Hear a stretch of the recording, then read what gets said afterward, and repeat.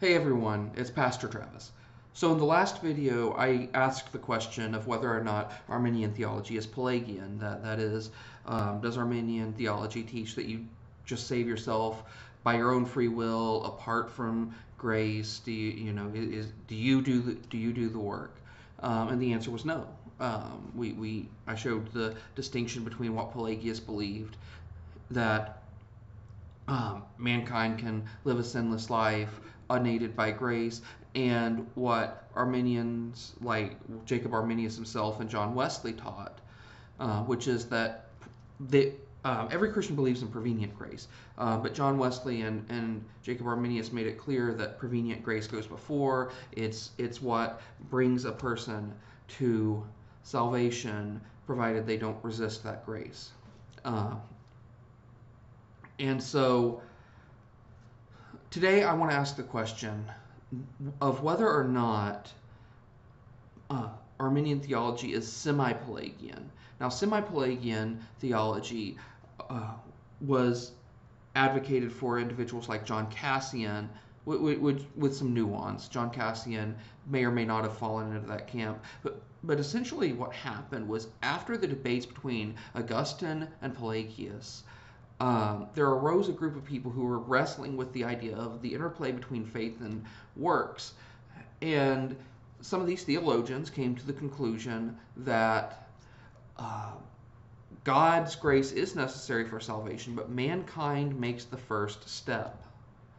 That's what distinguishes semi-Pelagian theology from all other theologies. So we see this semi-Pelagian theology in places like the Book of Mormon, and I don't recall exactly where it is located, but the concept of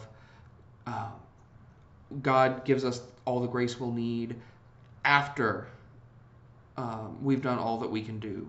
That's semi-Pelagian. So Mormons who adhere to that are semi-Pelagian. I, as a Wesleyan, obviously reject that. But the question becomes, is Arminian theology, is Wesleyan theology semi-Pelagian? And again, I think the answer is no. And here's why. So the semi-Pelagian theology that became prominent after Augustine's death really taught that you make the first move towards God, and God moves the rest of the way towards you. Kind of like I've heard in some churches, and I don't think the pastors who said this really recognized what they were advocating. At least I hope not. I hope they're not being intentional in that. But this idea that, well, if you take the first step towards God, God will take the rest of the steps towards you. That's semi-Pelagian theology.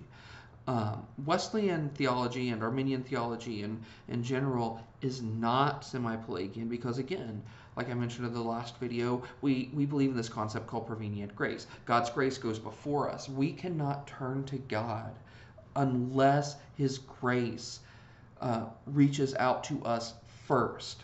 There's nothing in us that would turn to God apart from grace. Apart from grace, we would simply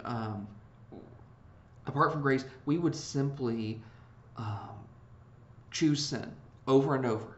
We would not ever in a million years want to turn to God. So since Arminian theology affirms this concept of prevenient grace, then it's clear that they don't affirm Pelagian theology or semi-Pelagian theology. This idea of prevenient grace is, and I can do another video on the concept of prevenient grace in a deeper way, but the idea is that grace moves first. Always, without fail, grace moves first. And it's only by grace that we ever turn to God. So that's what separates Arminian theology from semi-Pelagian theology, is we believe that we can't turn to God apart from grace. That apart from God's grace, there would be no turning to Him. So that's the difference. That's the distinction.